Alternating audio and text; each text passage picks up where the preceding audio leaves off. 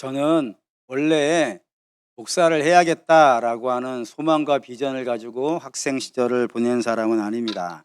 그냥 평범하게 대학을 가고 공학을 하고 뭐 이런 계획을 세우고 학창 시절을 보냈었는데, 그런 사람이 어느 날 갑자기 '목사가 돼야겠다.'라는 생각을 하게 되었습니다. 그래서 종종 어떤 분들이 묻습니다. "목사님은 어떻게 하다가 목사가 되기로 결심을 하셨습니까?" 라고 물어보시는데, 그 이야기를 오늘 잠깐 좀 시작하면서 설교를 시작해야 될 듯 싶습니다. 그 이유를 이야기하려면은 제가 어린 시절을 잠깐 여러분들에게 말씀을 드려야 될 필요가 있습니다. 그 어린 시절을 한 단어로 표현한다면은 우울 또는 뭐 유쾌하지 않음, 뭐 이런 단어들로 쓸 수밖에 없을 정도로 그렇게 시원찮았습니다. 한 세 가지 정도 이유가 있다라고 생각이 되는데, 첫째는 저희 집은 외가 쪽이 월북 가족 출신입니다. 그래서 지금도 우리나라 3대 일간지에 들어가는 그런 일간지 땡땡일보 뭐 이런 거 있지 않습니까? 거기에 문화부 부장 과장님께서 우리 외할아버지셨는데, 그분이 온 가족을 데리고 월북을 해 버리셨어요. 딸만 하나 남겨 놓고. 그래 가지고 월북 가족이었는데, 그러던 분이 어느 날 갑자기 조청년에 간부로 일본에 오신 거예요. 그 이야기를 있은 후에 얼마 후부터 저희 집에는 낯선 사람들이 와서 진을 치고 살았습니다. 눈앞에 항상 있었는데 난 잘 몰랐죠. 나중에 알은 것은 그 사람들이 공안 경찰이라 고 불리는 사람들이 늘 따라다녔습니다. 두 번째는 결손 가정 출신입니다. 그래서 그 공안 경찰이 저희 할머니에게 말하기를 "저 아이를 위해서는 이혼을 하는 게 좋겠습니다. 만약에 이혼하지 않으면 평생을 우리가 저 아이를 쫓아다녀서 외국에도 한번 제대로 못 나." 그때는 이제 옛날이잖아요. 전두환 대통령 뭐 이럴 때니까 "외국에도 한번 못 나가게 될 겁니다." 뭐 전두환 대통령이 아니군요. 박정희 대통령 때군요. 제가 굉장히 연식이 좀 됐어요 이제. 응? 예. 그러니까 못 나가게 될 거라고. 그러니 "이혼을 하는 게 저 아이의 미래를 위해서도 좋겠다." 해 가지고 제가 5살 때 부모님이 이혼을 하셨어요. 졸지에 결손 가정이 되었어요. 영화 같은 이야기이지만 사실입니다. 세 번째는 매우 가난했습니다. 할머니랑 여동생이랑 셋이 사니까 굉장히 어렵고 힘든 삶을 살았고, 여러분 뭐 보다시피 제가 뭐 어디 성격이 좋은 것도 아니고 그렇다고 해 가지고 뭐 공부를 잘하는 것도 아니고 어디 남에게 뭐 내세울 만한 것이 하나도 있지 않았었기 때문에 늘 어렸을 때는 좀 우울하고 어 소망도 없고 왜 살아야 되는지, 꿈은 무엇인지 뭐 이런 것들이 하나도 없는 그런 무미건조한 삶을 살아왔습니다. 그렇기 때문에 뭐 거기에 뭐가 있겠어요. 당연히 뭐 참 비참했죠. 근데 그럼에도 불구하고 소망이 하나 있었던 것은 무엇이냐면 에덴을 한번 살아봤으면 좋겠다. 일생을 단 하루를 살더라도 에덴에서 한 번만 살아보고 죽었으면 좋겠다라는 것이 어렸을 때부터 가지고 있던 소원입니다. 그러다가 이제 성경을 좀 보게 되어졌고, 또 성경을 통해서 아는 것이 있습니다. 그 아는 게 무엇이냐면은 내가 기대하던 에덴은 이 세상에 없다라는 거. 주님이 다시 오셔서 새하늘과 새 땅을 허락해 주시기 전까지는 내가 생각했던 그런 에덴은 만날 수 없겠다라는 걸 알았어요. 그럼 간혹 물으세요. 이 땅에 우리가 봤을 때 등 따시고 배부른 인생들도 적지 않이 있던데 뭐 그런 사람들은 그건 에덴 사는 거 아니겠습니까? 라고 물어보시던데, 제가 알았죠. 그분들은 왜 에덴을 사는 것처럼 보이냐면은 우리한테 이야기를 안 해줘서 그렇습니다. 자기 나름으로는 다 고민이 있고 걱정이 있고 근심이 있고 한숨이 있습니다. 예외가 없습니다. 떼부자도 그렇고요. 재벌도 그렇고 권세를 가지고 있는 분도 그렇고 지혜가 많은 분도 그렇고 실력이 많은 분도 그렇고 우리에게 이야기를 안 해서 그런 거예요 지금. 근데 그분의 내면을 바라보고 같이 살아보면은 그분들도 나름의 걱정과 근심을 갖고 살고 있다는 것입니다. 그러니 혹시 여러분 중에 '나만 괴로워. 나만 힘들어.' 이런 생각은 갖지 마세요. 어떤 분은 그런 여러분을 보면서 "참 등 따시고 배부른 인생." 이렇게 얘기하니까 이야기를 안 해서 그래요. 그러니 우리가 생각하는 그런 에덴은 이 땅에 존재하지 않는다는 사실을 알았습니다. 그런데 그럼에도 불구하고 에덴을 살 수 있는, 에덴을 느낄 수 있는, 에덴을 맛볼 수 있는 에덴을 경험할 수 있는 방법이 있더라는 거예요. 그것이 무엇이냐면은 우리 하나님께서 에덴을 지으실 때 그 에덴을 지으신 원리가 있거든요. 그 원리를 따라 살면 된다는 거예요. 그 원리가 무엇이냐면 하나님 보시기에 좋았더라. 저 하나님 보시기에 좋았더라라고 하는 그 원리를 따라 살게 되어진다면은 비록 이 땅에서도 때로 한숨 나고 눈물 나는 세상이라 하더라도, 아직 주님 오시기 전이라 하더라도, 병들어도 가난해도 좋은 대학에 가지 못하였다 하더라도, 그리고 환경이 내 뜻대로 되지 않는다 하더라도 이 땅에서 에덴을 맛보고 살아갈 수 있겠다. 주께서도 말씀하시잖아요. 천국이 아직 오고 있다고 하셨습니까? 이미 왔다고 하셨습니까? 이미 왔다고 했단 말이에요. 이미 온 천국을 누리며 살 수 있는 길이 있더라 이거예요.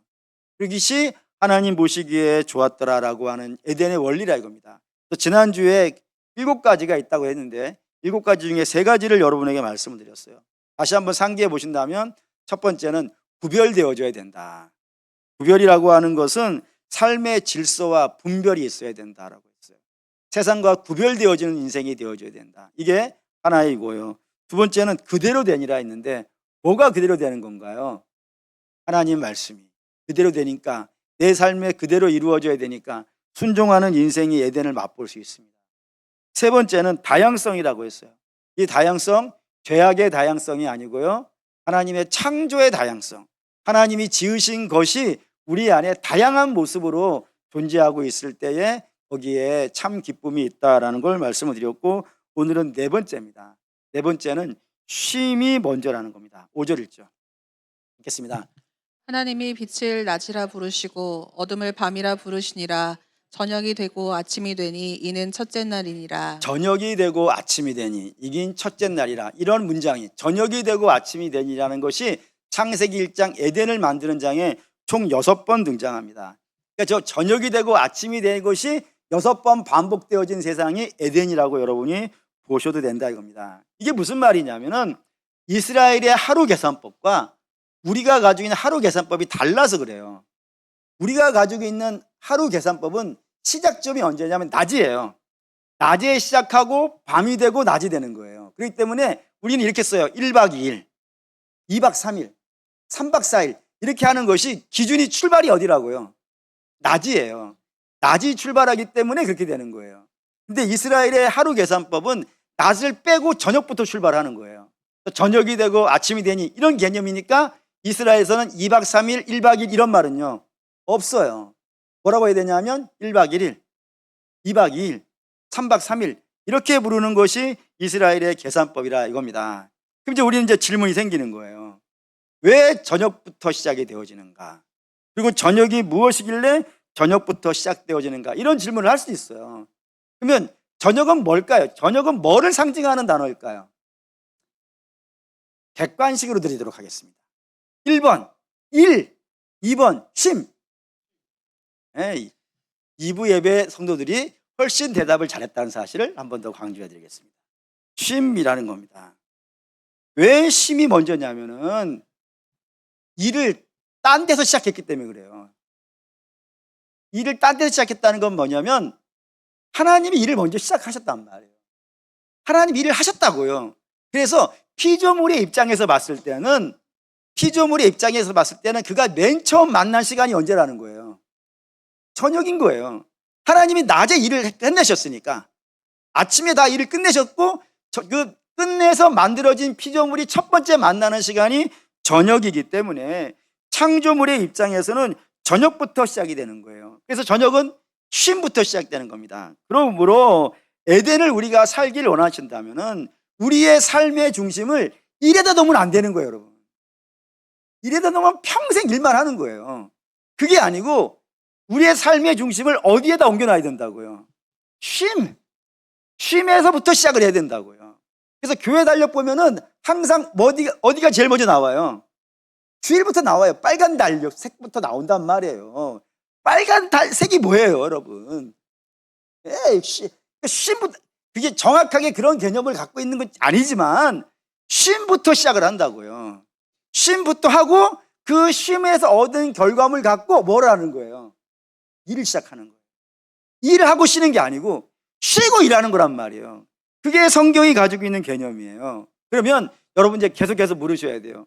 어떻게 쉬어야 되는가? 쉼이 먼저라면서. 인생을 쉼에서 기준을 중심을 놓고 쉼에서 쉼을 얻은 다음에 그 힘으로 일을 해야 되니까 어떻게 쉬어야 되는가라는 질문이 당연히 나와야 돼요. 그러면 뭐 가장 쉬운 답이 이런 거잖아요. 집에서 따뜻한 침대 위에 누워가지고 맛있는 거를 먹으면서 TV를 보는 거예요. 1번. 2번은 경치 좋은 데 가서 여행을 하는 거예요. 이 중에 어느 게 쉼일까요?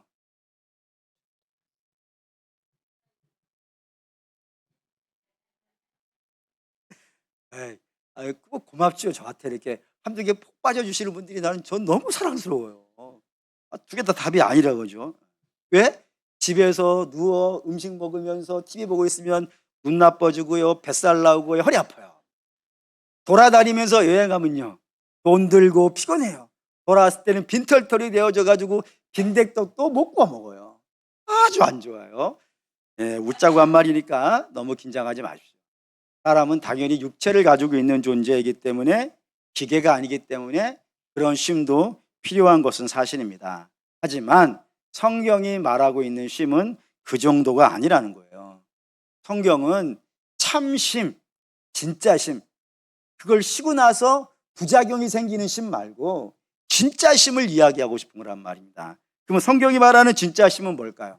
자, 마태복음 11장 28절 29절 읽겠습니다. 수고하고 무거운 짐진 자들아 다 내게로 오라. 내가 너희를 쉬게 하리라. 나는 마음이 온유하고 겸손하니 나의 멍에를 메고 내게 배우라. 그리하면 너희 마음이 쉼을 얻으리니. 여기에 쉼이 등장했어요. 예수님의 쉼이 있다고요. 예수님의 쉼을 너희가 배워야 된다고요. 그러면 예수님의 쉼이라는 건 도대체 어떤 쉼일까요? 그 쉼을 이해하는 첫 번째 단초가 뭐냐면 멍에라고 하는 겁니다. 저 멍에는 뭐냐면 소가 쟁기를 끄기 위해서 어깨에 매는 멍에예요. 근데 이스라엘은, 우리는 제가 본 동네에서는 전부 다 소 한 마리가 끌고 다녔었는데 이스라엘의 멍에는 한 결이라 그래가지고 한 결이 안에 소 두 마리가 끌어요. 근데 이 소 두 마리가 되게 재밌는 건 뭐냐면은 그 한 마리는 어미소예요. 다른 한 마리는 새끼소예요. 이 둘을 하나로 묶어가지고 멍에를 메운단 말이에요. 그러면 그 멍에의 짐이 어디에 몰리겠어요?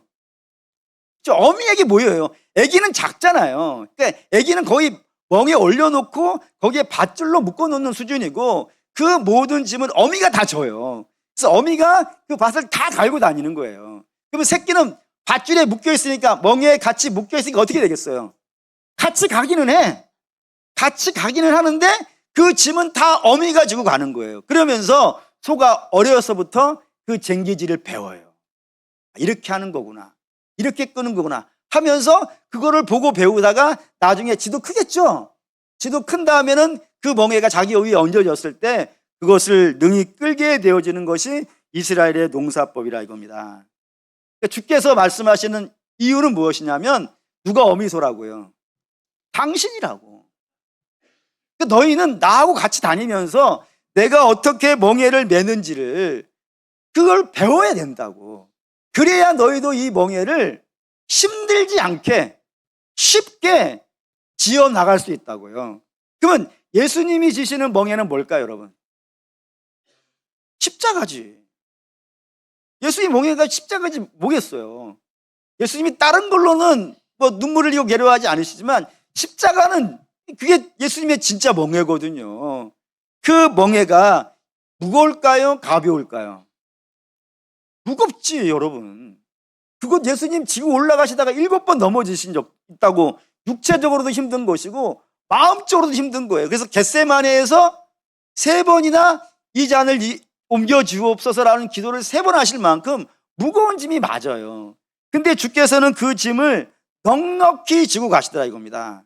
그럼 어떻게 해서 예수님은 그 무거운 짐을 지고 넉넉히 가실 뿐만 아니라 그게 쉽다라고 당당하게 말씀하실 수 있을까요? 예수님에게는 그 멍에를 지는 법이 있기 때문이라는 거예요.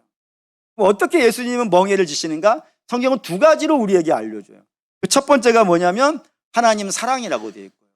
다른 하나는 이웃사랑이라고 되어져 있어요. 한 번씩 볼까요? 요한복음 14장 31절 읽겠습니다. 오직 내가 아버지를 사랑하는 것과 아버지께서 명하신 대로 행하는 것을 세상이 알게 하려 함이로다. 일어나라 여기를 떠나자 하시니라. 여기에 예수님이 아버지의 명대로 하는 이유를 뭐라고 써놨냐면은 내가 아버지를 사랑한다 이거예요. 내가 아버지를 사랑하니까 아버지가 내게 무엇을 명령하시든지 그 명령을요 기꺼이 한다 이거예요. 심지어는 죽기까지. 아버지를 사랑하지 아니하면은 그렇게 할 수 있겠습니까? 아버지를 너무 사랑하는 거예요. 당연히 아버지도 그를 사랑하고 예수님도 아버지를 사랑하고 그 사랑의 힘이 그 멍에를 지고 가게 한다고요. 또 하나의 힘은 자기 백성을 사랑하시는 거예요. 자기 백성을 사랑하시는데 끝까지 사랑하신다는 걸 우리가 많이 봤으니까 이걸로 봅시다. 요한복음 10장 14절 15절 읽겠습니다. 나는 선한 목자라. 나는 내 양을 알고 양도 나를 아는 것이 아버지께서 나를 아시고 내가 아버지를 아는 것 같으니 나는 양을 위하여 목숨을 버리노라. 여기 굉장히 재미있는 문장은 예수님이 나를 알고, 아니 아버지가 나를 알고 내가 아버지를 안다. 여기 앞에 뭐라 그랬어요? 사랑이라 그랬어요. 아버지가 아들을 사랑하고 아들이 아버지를 사랑한다고요. 마찬가지로 나도 양을 사랑한다고요. 너무 사랑한다고요.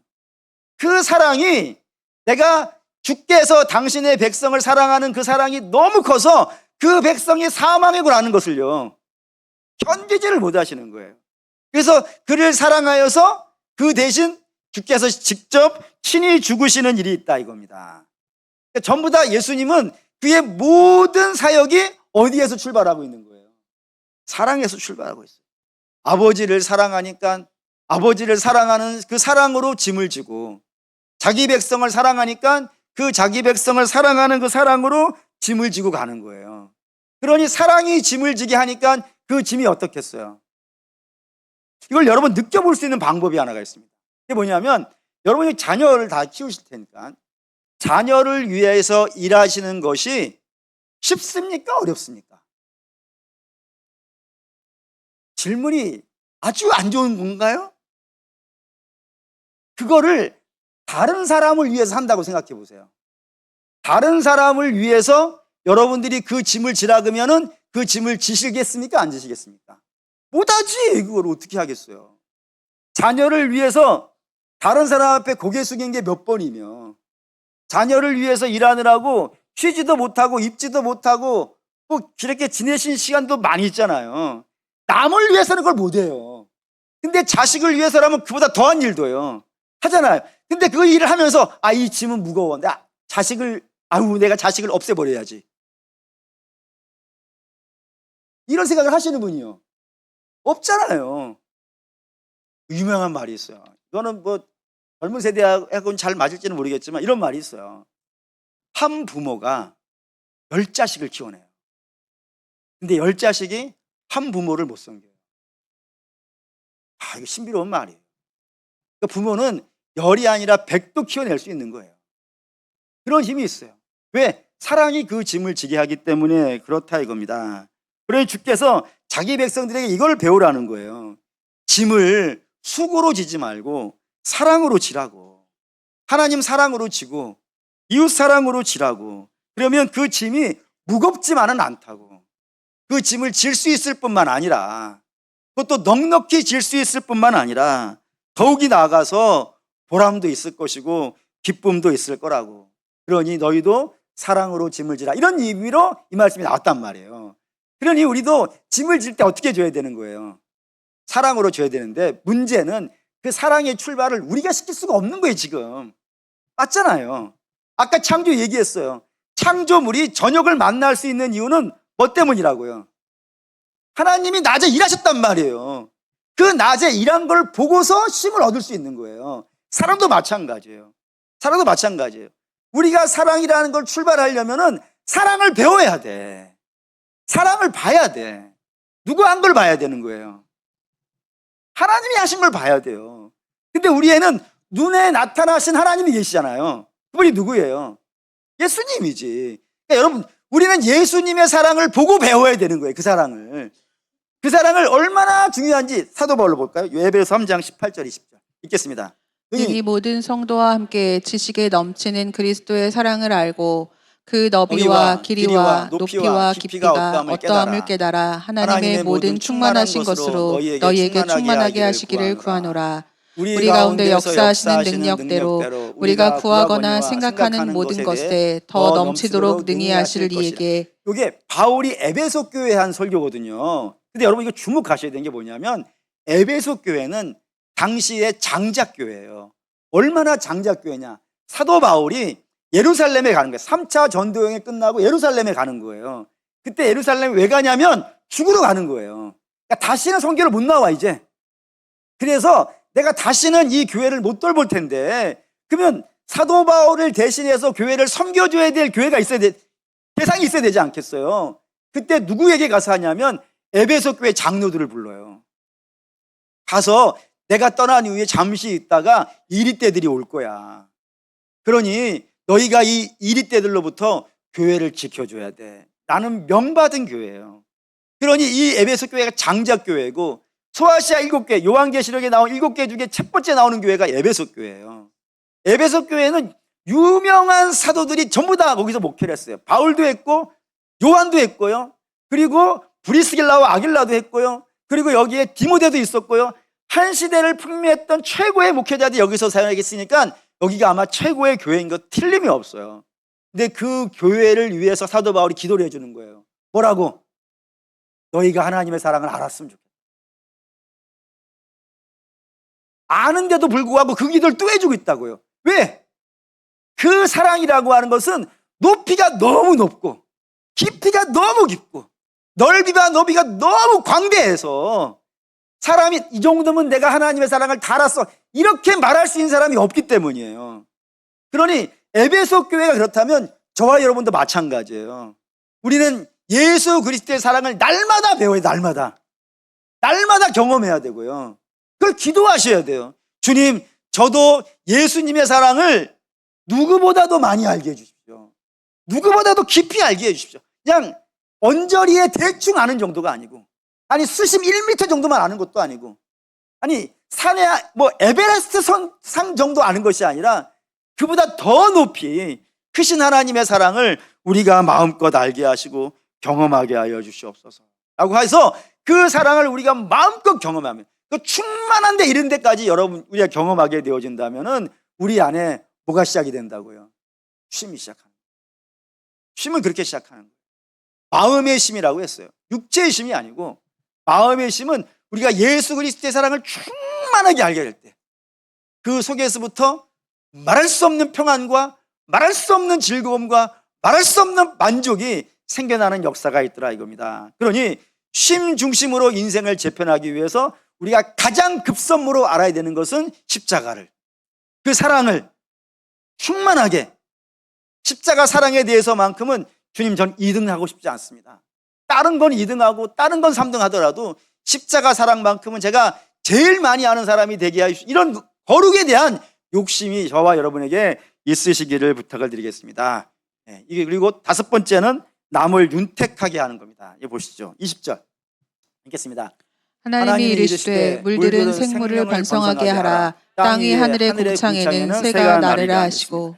여기에 주목하셔야 되는 것은 번성하라는 겁니다. 이 번성하라는 단어가 창세기 1장 에덴에 만들어지는 장에 총 5번 등장합니다. 5번 등장한다는 것은 하나님께서 이 땅에 당신이 만든 모든 피조물이 어떻게 되기를 원하신다고요? 번성하기를 원한다. 생육하고 번성하기 원하는 것은 우리의 시작이 아니고 하나님이 우리가 그렇게 되기를 기대하시고 소망하시고 복으로 주신 것이라 이겁니다. 하나님 우리를 그렇게 되기를 원한다고요. 세상하고는 다른 거예요. 세상은 어떤 것이냐면 우리를 소진시키려고 해요. 예를 든다면 바로 아시죠? 출애굽의 바로는 하나님의 백성을 어떻게 하고 싶어 해요? 없이 하고 싶어 해요. 번성은 말할 것도 없고 없이 하고 싶어 해요. 심지어는 어린아이들까지 잡아다가 나일강에 집어들 정도로 없이 하고 싶은 자가 바로예요. 반면에 하나님은요, 그 바로에게서부터 건져낼 뿐만 아니라 그 건져낸 백성을 어떻게 하세요? 번성하게 하세요. 수도 번성하게 하고 믿음도 번성하게 하고 가나안에 가기도 하고 하나님은 당신의 백성을 풍성하게 하고 번성하게 하시는 이고 세상은 하나님의 백성을 자꾸 소진시키려고 해요. 바벨론도 그렇죠. 바벨론 이스라엘의 침공에 들어왔어요. 침공에 들어와서 성을 무너뜨리고 성전을 무너뜨리고 백성들을 잡아서 죽이기도 하고 어떤 이들은 포로로 끌고 갔어요. 그 결과 예루살렘이 어떻게 돼요? 초토화돼요. 그게 세상의 모습이에요. 요한계시록에도 세상은 하나님의 백성과 교회를 없이 하려고 한다고 해요. 그리고 그들을 교회와 하나님의 백성들을 없이 하고 자기들끼리 막 좋아 죽는 막 축제를 벌리고 하는 것이 요한계시록에 기록되어져 있어요. 반면에 그러면 하나님은 어떨까요? 이걸 볼까요? 에스겔 14장 읽겠습니다. 그러나 그 가운데 피하는 자가 남아있어 끌려 나오리니 곧 자녀들이라. 그들이 너희에게로 나오리니 너희가 그 행동과 수행을 보면 내가 예루살렘에 내린 재앙 곧 그 내린 모든 일에 대하여 너희가 위로를 받을 것이라. 너희가 그 행동과 수행을 볼 때에 그들의 위로를 받고 내가 예루살렘에서 행한 모든 일이 이유 없이 한 것이 아닌 줄을 알리라. 주 여호와의 말씀이니라. 예루살렘을 하나님께서 멸망시켰다고 말씀하세요. 겉으로는 바벨론이 침공해 온 것으로 되어 있지만 영적인 내용은 이스라엘을 하나님이 심판하신 거예요. 그러면 바벨론도 이스라엘을 없앤 것이고 하나님도 이스라엘을 없앤 거 아니겠습니까? 라고 물으실 수 있단 말이에요. 근데 하나님은 다르다 그러는 거예요. 바벨론은 너희를 없이 하려고 하는 것이고 나는 너희를 어떻게 하려고 한다고요? 고치려고 한다는 거예요. 너희가 예루살렘에 내가 심판하지 않았다면은 너희의 모습은 전혀 믿음이 없어.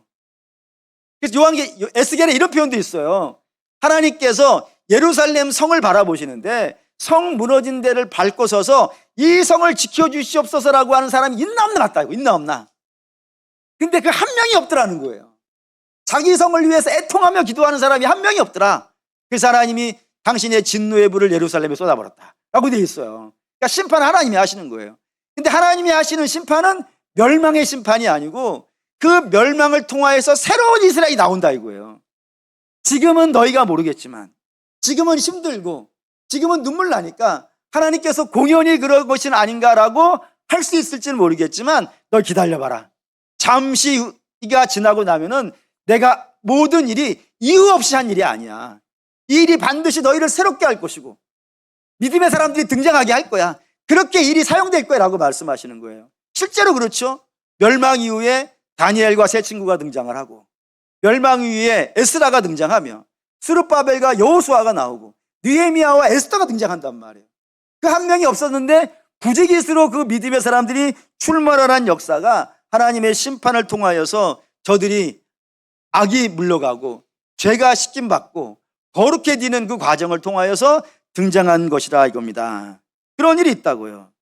그런 번성, 하나님이 이렇게 당신의 백성들을 번성시키고 싶어 하시는데 그 번성의 역사 중에서 최고 정점에 있는 번성이 뭐냐면 구원입니다. 왜 구원이 최고 정점에 있는 번성이냐면 이걸로 봅시다. 창세기 3장 16절 읽겠습니다. 또 여자에게 이르시되 내가 내게 임신하는 고통을 크게 더하리니 내가 수고하고 자식을 낳을 것이며 너는 남편을 원하고 남편은 너를 다스릴 것이니라 하시고. 죄가 들어왔어요. 죄가 들어오자 사람들에게 나타났던 특징이 뭐라고요? 고통, 번성의 용어가 아니에요. 더 가봅시다. 17절 읽겠습니다. 아담에게 이르시되 내가 내 아내의 말을 듣고 내가 내게 먹지 말라 한 나무의 열매를 먹었은즉 땅은 너로 말미암아 저주를 받고 너는 내 평생에 수고하여야 그 소산을 먹으리라. 죄의 결과 저주가 등장했어요. 번성의 용어가 아니에요.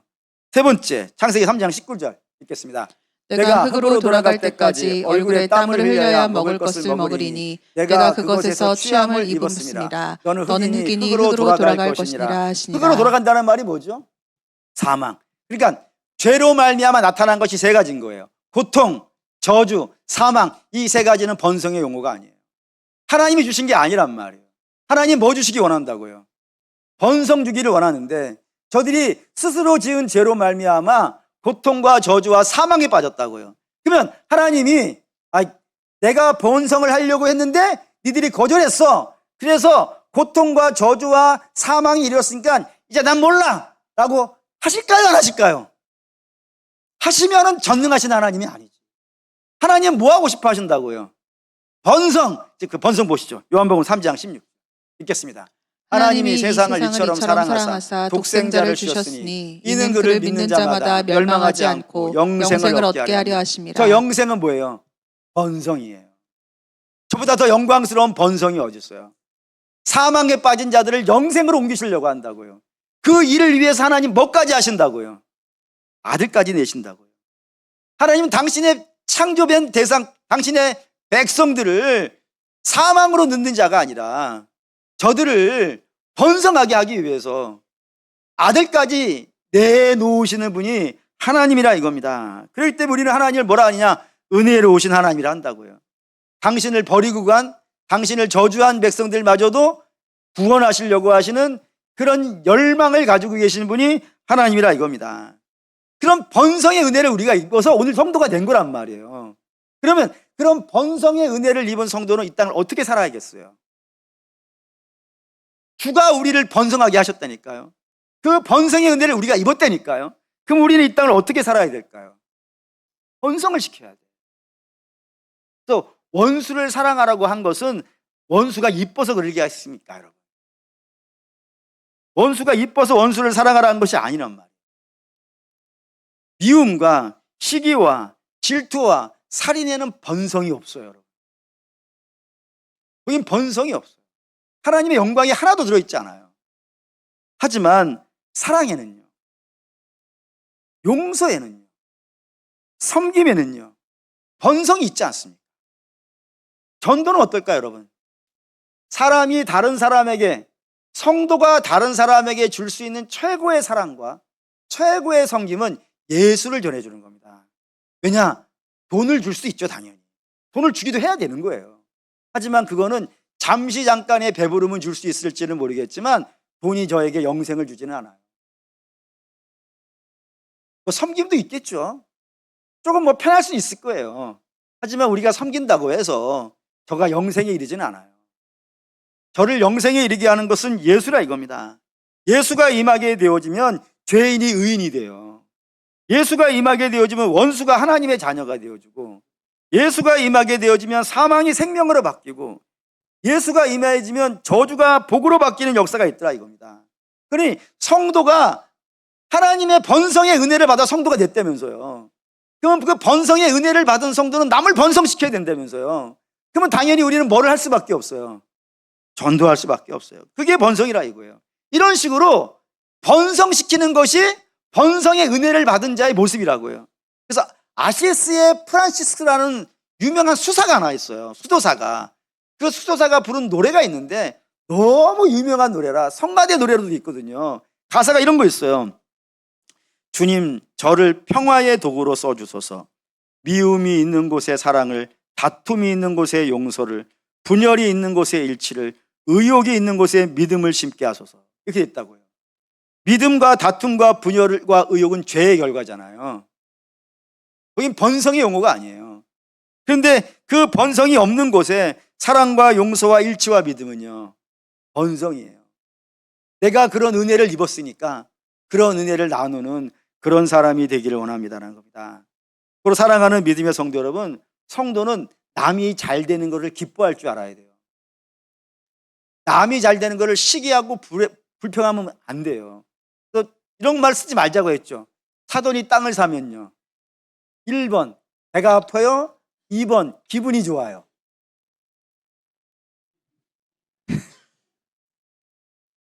사랑하는 믿음의 성도 여러분, 정답입니다. 그게 아니 남이 잘, 아니 주님이 우리가 잘 된들 주님이 뭐가 이득이 되겠어요. 그런데 우리를 사랑하니까 우리를 번성시키려는 게 하나님의 마음이라니까요. 그 마음을 담아서 이 땅에 오신 분이 예수님이고 그분의 죽음으로 말미암아 우리가 번성하게 된 거 아니겠어요. 그런데 남이 번성했는데 내가 시기해, 축복해 주지는 못할 만큼 그럴 수 없다 이겁니다.